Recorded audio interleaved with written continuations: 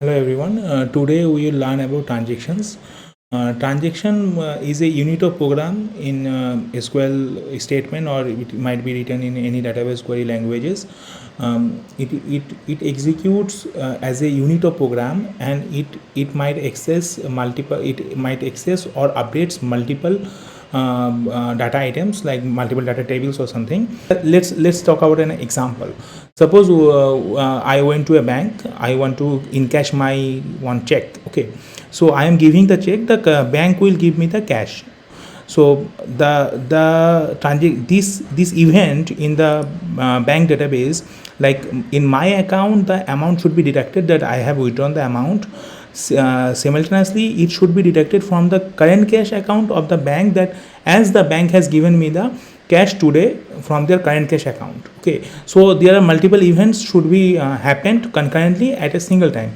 Suppose due to any sort of failure in like technical failure or hardware failure or system failure, it happens that they have given me the amount. It has been deducted from the current cash account, but it has not been deducted from my main account. So the bank is still liable to give me the same amount again. The transaction is implemented. Transaction used to implement it to save these sort of events. Like if any set of events which is interrelated, it should be happened or not happened, then the unit of program has written as such manner that if at any point the program fails, then the whole event should be rollbacked. Okay, so that a whole event should be deleted, in a simpler word. So why the transaction is needed? One of the main properties of database is consistency. So database should be consistent after the event and before an event. So when a transaction should be executed, that time the database should be consistent, and after that it also should be consistent. So the transaction is much needed because it to ensure the ACID properties of database. So what is the ACID properties? So the ACID is the acronym of four properties.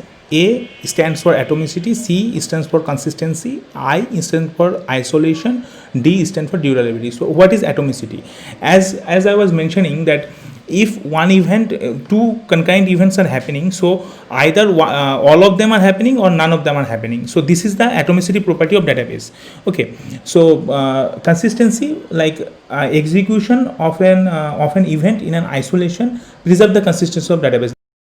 See, the consistency is like, if a transaction start execution, then it should be happened in isolation. Why it should be happened in isolation? Suppose I have a balance of 400 rupees, 400 taka in my account. Okay, I am transferring 100 taka to A account and 100 taka to B account, and simultaneously one more event from my account, 100 should be deducted for a bank charge.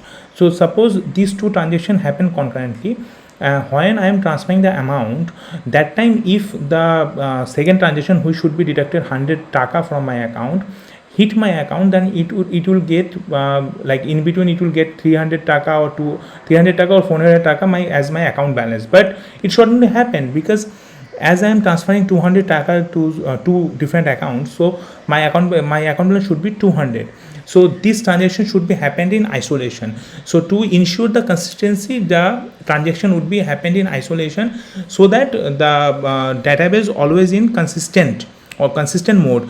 Like whatever the current mode of database, it should be accessed by every event of database. So this covers our C and I, that is consistency and isolation of ACID properties. Now what is durability? Durability is like, if any transaction happened, then the effect of the transaction should be persistent in database. Like even if there are system failures, if a transaction committed, like as I was talking about the transferring amount, so I have transferred 100 rupee each to two accounts. So the transaction happened, then suppose the system failed, but this event should be persistent after even system restart. So these are the ACID properties which should be ensured during a transaction. So in short, if we want to see a transaction visually that what are the events. So let's see a propagation diagram of transaction. So to understand more precisely the states of transaction, this is a visual representation. The active mode. See, this active mode is like when the transaction started. Okay, so there are two possibilities that transaction has been started and it partially committed. Like as I was talking about the transferring amount, suppose the first transfer has been happened, the second transfer is yet to happen. So then it might be committed that second transfer also happened. So the transaction completed. The database is consistent and durable. Should be persistent. Okay, and the other possibility that the transaction started, but this is failed. Initially it is failed, so the transaction should be aborted. And there is another possibility that it partially committed, that first amount has been transferred, but somehow it got failed.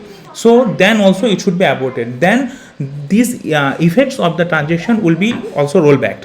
So there are some terms in data transaction, that is commit is like this, committed. Rollback, this is the aborted. Like if any the transaction fails or the code fails, then the whole event will be rolled back. Okay, and the active is begin. Finally, we can relate this topic of transaction with the system design and development of 12 program outcomes which should be finalized after your BSc graduation.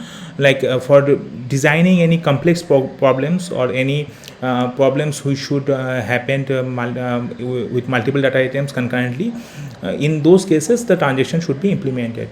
So it can be related to that part of program outcomes. So that's all for today. Thank you.